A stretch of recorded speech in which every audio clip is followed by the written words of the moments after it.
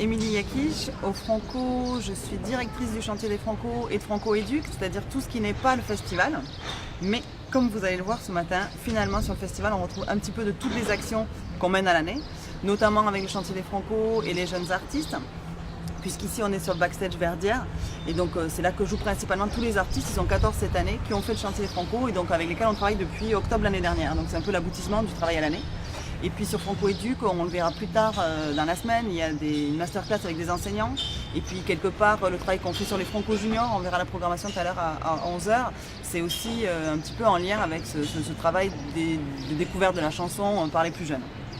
Alors, donc ici on est au backstage Verdière, je ne sais pas si vous voulez qu'on fasse une visite guidée. Donc là, Claire, avec qui je discutais, elle accueille les artistes qui jouent ici. Donc il y a 4 artistes qui jouent chaque jour.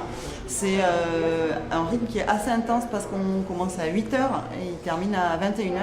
À la fois l'accueil des artistes, les artistes eux-mêmes. Donc parfois, là tout à l'heure j'ai vu Pain Noir, il va jouer à 17h30, il était là ce matin à 9h, donc ça leur fait quand même des longues journées de travail. Et également pour les équipes techniques qu'on verra tout à l'heure, qui donc sont au plateau à peu près 1 heure avant le début que les artistes arrivent, donc ça fait des très longues journées.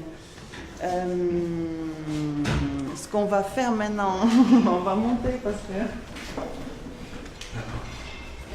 Donc ici, comme c'est le lieu privilégié des artistes du chantier, on a aussi organisé des séances d'échauffement pour eux, vocaux et corporels, pour leur permettre de se mettre en jambes un petit peu. Et ça, c'est un peu l'accompagnement du chantier qui se prolonge au moment du festival. Donc c'est très haut, il faut monter 3 étages je crois.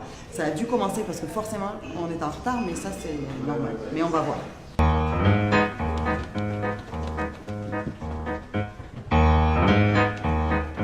Someone up on that wall is just gonna spend the night with my girl. Donc on va pas rentrer parce qu'on est en retard et qu'ils ont déjà commencé le travail. Mais c'est chouette parce que donc on est le premier matin où les choses se mettent en place et finalement ils sont déjà les 2 artistes qui jouent aujourd'hui être là, donc Pain Noir et Jackie Palmer. Et donc là en fait ils font un travail d'éveil corporel avec Bénédicte Lelay qui est l'intervenante du chantier à l'année, qui a pris le train pareil ce matin très tôt pour être là pour 10h30. Et Wilfried Hildebrandt qui est aussi coach vocal maintenant pour le chantier des Franco depuis cette année et qui du coup fait l'accompagnement, donc la musicale de l'éveil corporel, parce qu'ils ont créé des choses ensemble, ils s'entendent très bien, et après qui fera l'éveil vocal. On arrive au Café Pollen, qui est le nouvel espace pour les professionnels et les médias et les artistes de cette édition 2016. Donc là ça ouvre tout doucement ce matin, il y aura l'inauguration officielle à 14h. C'est un lieu, comme je disais tout à l'heure, pour permettre la rencontre.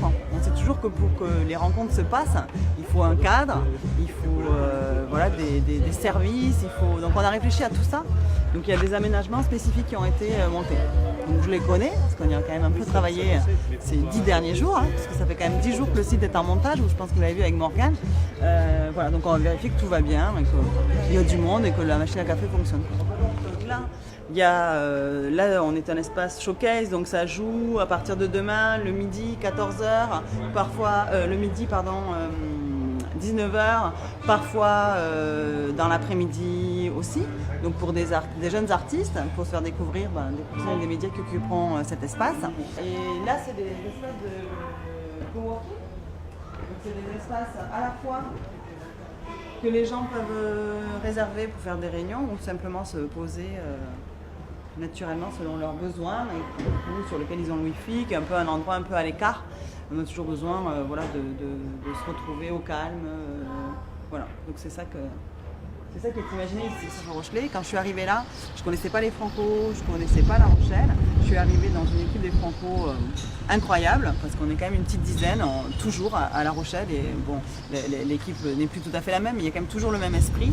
Et je trouvais qu'il y avait vraiment une scission entre les Rochelais, la perception que j'avais quand j'étais en dehors de cette équipe, et du regard qu'ils avaient sur les Franco, parce que c'est un gros événement, et la réalité de l'équipe, qui est en fait des gens qui bossent comme des fous, 10 à l'année, mais aujourd'hui 400 sur le festival, et qui portent vraiment le plaisir de faire cet événement à La Rochelle, et qui sont Rochelais aussi. Et donc j'étais soucieuse de voir ce décalage-là, et tout ce à quoi j'essaie de travailler, alors ça, mais vraiment, c'est des choses qui me tiennent vraiment à cœur, c'est sur le chantier des Franco de le rendre plus ouvert, pour faire plus de moments publics, pour que les gens puissent découvrir les jeunes artistes, parce qu'il y a quand même la chance d'avoir eu Christine and the Queens en 2011 au chantier. On était 100 dans la salle. Elle est un peu rochelaise maintenant. Mais franchement, elle a passé, dans les 3 dernières années, on a compté ça avec David de la Sirène, elle a passé 5 semaines à La Rochelle. Une artiste qui a une telle carrière aujourd'hui, 5 semaines sur les 3 dernières années, c'est plus que toutes les villes au monde, à part la ville où elle réside, c'est évident. Et pour créer des choses, pour débuter sa carrière au chantier, pour confirmer sa carrière avec les résidences à la Sirène, pour jouer au Théâtre Verdière, pour jouer à la Chapelle Fromentin, pour jouer à la Sirène. Enfin, donc vraiment, il y a des liens qui se créent. Les Rochelais, il faut qu'ils prennent conscience de ça, que c'est ouvert. La plupart des concerts au chantier sont gratuits.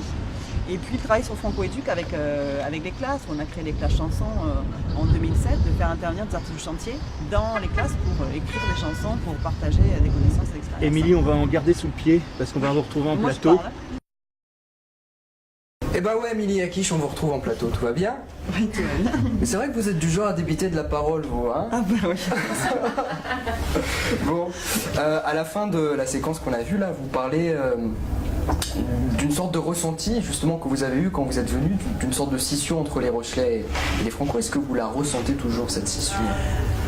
Je la ressens moins, mais moi je suis certainement plus objective par rapport à tout ça. C'est-à-dire que forcément en donnant comme priorité au travail que je fais de tisser du lien, j'ai des résultats. Enfin voilà, donc j'ai l'impression que, en tout cas, je pense que les Rochelais ont plus conscience qu'il y a 10 ans que le chantier des Franco existe et que les Francofolies sont une équipe rochelaise qui à l'année travaille pour des jeunes artistes notamment et pour le festival. Donc ça, je pense que les liens sont peut-être plus évidents, plus faciles. Mais il faudrait qu'il y ait une nouvelle personne qui arrive et qui dise dis donc, voilà, et qui apporte son eau au moulin finalement. Une nouvelle personne, c'est-à-dire quelqu'un qui arriverait, qui rejoindrait l'équipe des Franco sans être Rochelais et qui dirait quand je me promène avec l'équipe des Franco, j'ai tel ressenti et j'ai telle perception de l'équipe, moi qui arrive avec Cucineuve, et puis quand je me promène dans La Rochelle, ce qu'on me fait ressentir de l'équipe ou de l'événement n'est pas du tout moi c'était un peu cette inadéquation qu'il y avait entre des gens, et ce qu'on me disait de l'événement, pas des gens, c'est pas personnalisé tout ça, mais de l'événement. Quelqu'un qui ait peut-être plus de recul, c'est ça Oui, en tout cas si, moi bien entendu, je trouve qu'il y a plus de liens tissés avec les Rochelais. Mais Olivier. Est-ce que vous voulez dire que historiquement, cet événement qui a donc été, comme on sait tous, créé par Jean-Louis Foulquier, à un moment donné, les Rochelais ont le sentiment que ça leur échappait? Est-ce que c'est ça? Je pense qu'il y a des festivals ou des événements qui se créent, il y a des histoires qui sont différentes. Par exemple, il y a des événements comme les Vieilles Charrues qui se montent autour d'associations de gens qui à un moment donné s'organisent ensemble, en France et tous, et qui montent un événement qui grossit, et donc ils s'appuient, et encore aujourd'hui par exemple pour les Vieilles Charrues, sur une équipe de milliers de bénévoles pour monter l'événement qui sont adhérents de l'association. Donc ça c'est une façon, si on fait un petit regard sur la création de festivals, il y a cette démarche là qui existe. Et puis il y a celle qui a été la démarche des Franco, mais alors qu'on analyse maintenant, qui n'était pas quelque chose de voulu, où là on part plus d'un personnage emblématique, médiatique à l'époque, qui est Rochelais, mais qui est à Paris, qui évolue dans les médias et qui défend les jeunes artistes, Jean-Louis Foulquier, pardon, je ne vais pas le citer, et qui, au moment où les artistes qu'il soutient depuis 10 ans commencent à devenir connus, c'est quelqu'un qui aime simplement, je pense, la musique, La Rochelle, qui est sa ville d'origine, et la fête. Et donc il dit, on va tous se retrouver.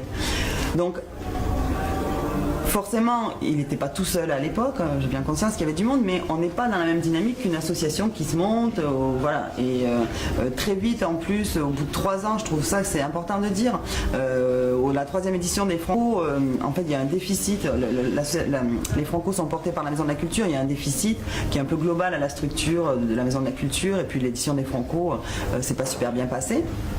Donc il n'est pas prévu qu'il y ait une 4e édition. Jusque quand Jean-Louis Foulquier va voir le ministère de la Culture en disant j'ai créé cet événement depuis 3 ans, aidez-moi.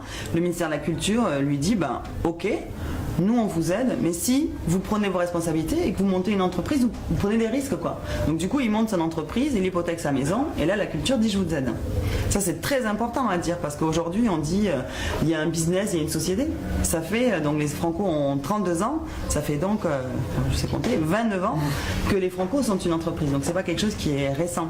Et que du coup il y a toujours eu cette économie mixte finalement d'aide et puis de financement privé, personnel, et puis après d'un club entreprise qui finance et tout ça. Donc pour répondre à ta question que j'ai dû perdre un petit peu en route, on n'écrit pas la même histoire que un événement qui s'appuierait sur une énergie collective. C'est pas ça l'histoire des Franco. Donc parfois ça manque. Parfois ça manque. Encore aujourd'hui, on a créé l'année dernière de façon un peu à une petite échelle, les ambassadeurs des Franco. C'est-à-dire des gens qui sont fidèles du chantier des Franco, mais pas que, des gens qui venaient aussi ponctuellement en leur disant si vous voulez vous êtes ambassadeur des Franco, alors ça ne veut pas trop dire grand-chose, on se réunit régulièrement, vous nous faites les retours sur l'édition que vous avez vécue en tant que public, vous nous dites ce que vous avez pensé de la prog, de l'accueil, des choses que vous pouvez dire en tant que public que nous on ne voit pas forcément parce qu'on n'est pas dans cette démarche d'être public, et puis comme ça avec ces retours-là, et puis aussi on vous indique comment, pourquoi il y a des balances toute la journée, pourquoi il faut faire la queue, pourquoi on n'ouvre pas le village public plus tôt, et comme ça vous pouvez expliquer aux gens, enfin du coup on a commencé à travailler vraiment sur cet échange d'informations entre les gens qui nous étaient proches pour essayer de créer un peu plus de liens. Et une autre façon de le faire, de retrouver peut-être cet esprit originel, c'est aussi par exemple de créer le Café Pollen. On l'a vu dans le petit reportage. Il faut rappeler que Pollen c'est le titre de la fameuse émission mythique de radio de Jean-Louis Foulquier. Donc quelle est la démarche là? De recréer cet esprit? Oui, c'est de recréer cet esprit, mais après, là, ça s'adresse. Là, jusque-là, je parlais vraiment du public. Oui, là, c'est pas pour. Et là, c'est pour les professionnels. Et c'est vrai que c'est totalement différent. Là, vraiment, Pollen, ça s'appuie sur le fait que, voilà, les Franco ont toujours fait de la découverte depuis la première édition, donc c'est quelque chose qui fait partie de l'ADN, et qu'il y a toujours, enfin, très rapidement, il y a du monde qui est venu de la filière musicale pour découvrir des jeunes artistes, et qu'il y en a toujours qui viennent, et que là, c'était bien et c'était nécessaire. C'était une demande qu'il y avait de créer un espace pour que les professionnels puissent se retrouver entre eux. Et franchement, c'est un succès, c'est très très bien et très confortable. Les rencontres se font et en effet, on a appelé ça le Café Pollen en référence à M. Jean-Louis, bien entendu. Alors, on parle des